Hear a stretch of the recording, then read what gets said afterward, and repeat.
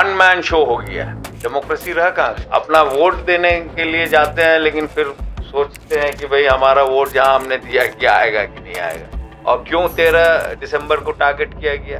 Lapse तो इतना serious lapse होगा तो इस्तीफा नहीं होना चाहिए क्या? जब अपनी भाषण देनी होती है वो आ जाते हैं, उसके बाद गायब। बुरा लगने की क्या बात?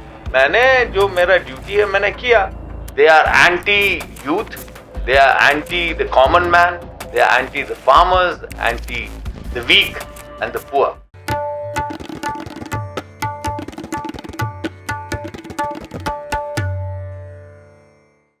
संसद में जो हुआ उसके बाद लगातार घमासान जारी है। राजनीतिक आरोप प्रत्यारोप चल रहे हैं। जो प्रदर्शनकारी हैं उन्हें 7 दिन की पुलिस हिरासत में भेज दिया गया है। सड़क पर जो हुआ तो हुआ। पार्लियामेंट में तो कल आपने देखा किस तरीके से जो हंगामा हुआ। 2 प्रदर्शनकारी थे, उन्होंने वो धुआं उड़ा दिया वहां पर आकर के। जब वापस सत्र शुरू हुआ गुरुवार को तो विपक्ष ने हंगामा किया, मांग की। उसमें से कुल लगभग 15 सांसदों को सस्पेंड कर दिया गया है सदन से, जिसमें से 9 सांसद कांग्रेस के, उनमें से एक मोहम्मद जावेद साहब हैं जिनको सस्पेंड कर दिया गया है। जावेद साहब, क्या कर दिया आपने ऐसा जो आपको सस्पेंड कर दिया सभापति ने? देखिए, आपने विस्तार में बताया, लेकिन I would like to differ. जो कल जो हुआ ये इसको आतंकी हमला भी कहा जा सकता है। ये अलग बात है कि उन्होंने जो छोड़ा, गॉड नोज कि उसके अंदर क्या था नहीं था। It could be some poisonous gas, it could contain some harmful bacterias, viruses. कोई रिपोर्ट तो अभी आदमी के बीच में दिया नहीं गया। हिंदुस्तान के लोगों को तो पता नहीं है ना। लेकिन सबने देखा कि पार्लियामेंट के हॉल में 2 लोग कूद के इलीगली आए, सिक्योरिटी ब्रीच हुई, इंटेलिजेंस फेलियर था।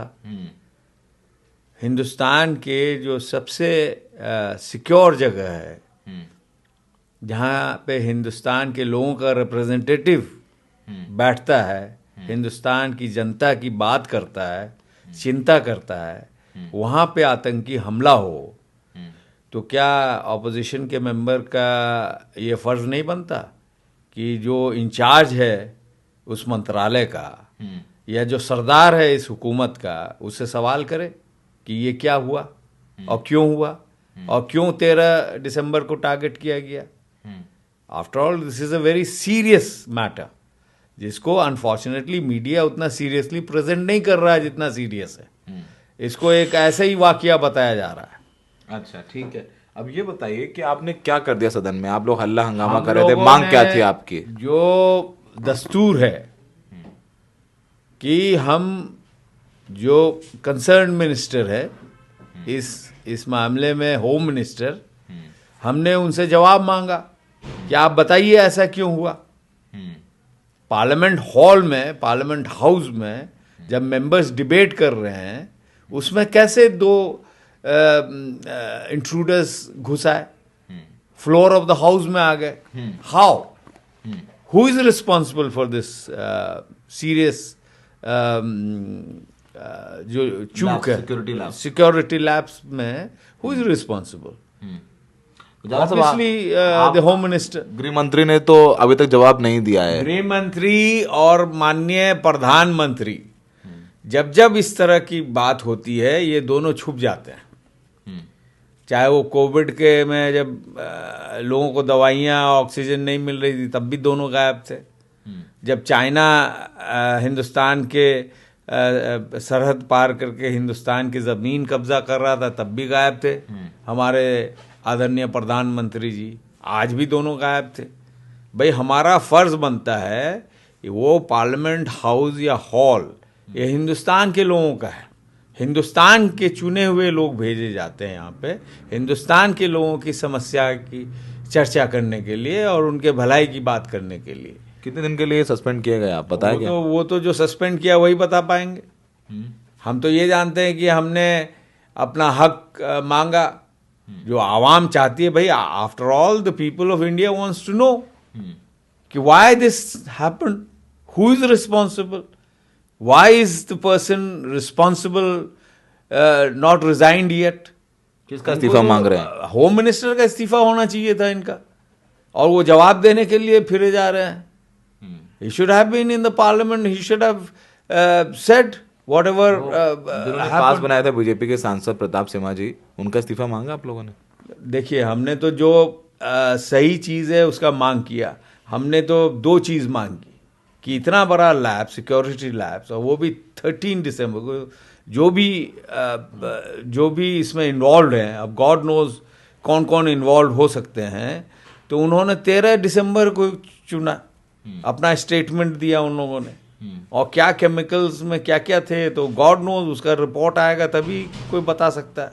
इसके इफेक्ट्स जो मेंबरान है उसके क्या होंगे नहीं होंगे, वो तो बाद ही में पता चलेगा। हो सकता है इमीडिएटली ना पता चल पाए। तो इसमें जो लोग भी इन्वॉल्व हैं, जिनके तरफ से भी फॉल्ट्स है, उस पर उचित कार्रवाई होनी चाहिए। हमारा कानून है, उसके कानून के तहत उस पर। गृह मंत्री का इस्तीफा कहाँ कानून? इस्तीफा, देखिए, लैप्स तो इतना सीरियस लैप्स होगा तो इस्तीफा नहीं होना चाहिए क्या? ठीक है। He is not capable enough to handle this. BJP के सोशल मीडिया हेड हैं अमित मालवीय, उन्होंने ट्वीट किया है कि जो लड़की नीलम आज़ाद बाहर थी, जिसको पकड़ लिया, वो कांग्रेस की समर्थक है, इंडिया की समर्थक है। देखिए, किसी भी पार्टी का समर्थक है, अगर कोई लॉफुल अनलॉफुल एक्ट करता है तो उसके लिए प्रोविजंस है। ऐसा तो है नहीं कि जो किसी एक पार्टी का समर्थक है तो उसके लिए कानून अलग हो जाएगा। कानून तो सबके लिए बराबर है। ये एक सीरियस लैप्स हुआ है, सिक्योरिटी लैप्स, इंटेलिजेंस लैप्स, और जो रिस्पॉन्सिबल मंत्री है उसको इस्तीफा दे देना चाहिए। तो आपको बताया नहीं कितने दिन के लिए आपका? हम लोगों ने पूछा ही नहीं, हमें सस्पेंड किया। ठीक है भाई, आपको जो पार्लियामेंट्री डेमोक्रेसी है उस पर आपको यकीन ही नहीं है।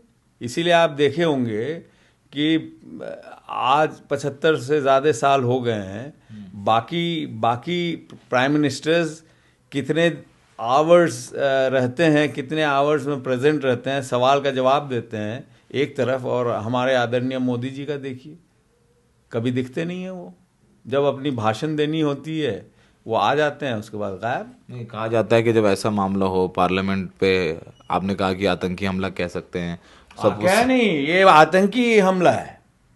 अब गॉड नोज कि उसमें क्या केमिकल्स थे। अच्छा, संजय राउत साहब तो कह रहे हैं कि ये तो युवा थे, बेरोजगारी के लिए प्रदर्शन कर रहे थे। वो तो है, हैं? उसमें जैसा इन लोग क्लेम कर रहे हैं वो तो है ही है।